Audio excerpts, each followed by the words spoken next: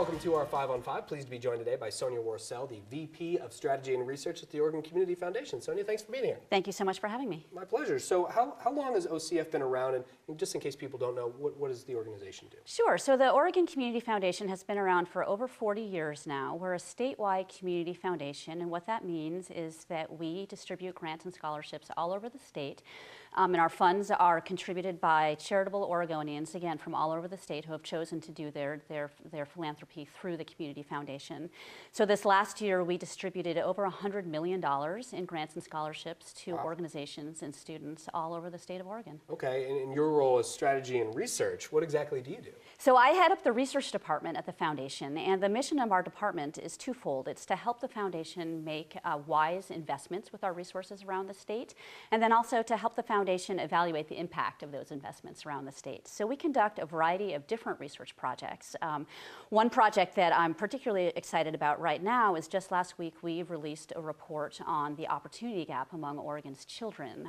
So this is a report that really is taking a look at children across the state of Oregon and taking a look at the American dream and whether kids in Oregon are really able to live up to the American dream. Wow. And what we found is that sadly for a lot of children, particularly low-income children, children of color and rural children, it's not so easy to live up to that American dream. Okay, so now that we have this information, I mean, I understand some of us may think there is an opportunity gap, but you have the research now that backs it up. Right. Where do we go with that information to plug that gap? Right. Well, what we did with the report is focus in on a couple of different areas and how those areas impact opportunity. So we've looked at how neighborhoods and communities impact opportunity, as well as how family structures and situations impact opportunity. And then the third area we looked at is education and how kids' education pathway and opportunities really impact their achievement later in life.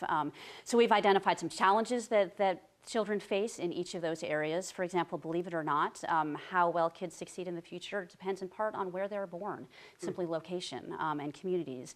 And then obviously there are a lot of factors related to families that impact how kids fare later in life, whether kids are born to married families or not, whether their parents are working and have good education themselves, can all impact the trajectory that kids face in the future. And then finally, the experiences the kids have at school matter, starting early, starting with early childhood education, and even how parents are teaching their kids from infancy forward, and then all the way through the K-12 system. So we've identified some areas where community members and communities can focus in each of those three areas to help ensure that all kids get off on an equal footing and can reach their American dream. Certainly. Okay, we're going to take a quick commercial break. Not much more in a moment. Stay with us.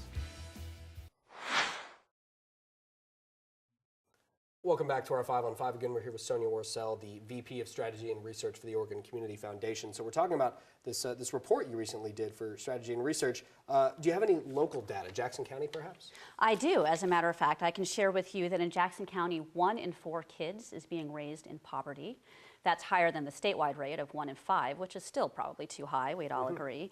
Also, in Jackson County, kids born into low-income families have more than a 50% chance of staying low-income as adults. So they're much more likely to stay low-income than to move up the income ladder. And ultimately, we can see, as far as education outcomes go, low-income kids in Jackson County have a graduation rate from high school of about 62–63%, which is much lower than the high school graduation rate overall. Certainly. Okay, so some disconcerting statistics right there. Yeah. What can our viewers do? What can we do as a community to help? Sure. So there's a lot that we can do on a personal and individual level, and then also on a community level. On a personal level, volunteer to mentor a child, support local nonprofit organizations, youth-serving organizations, either with your time or your resources or your talent.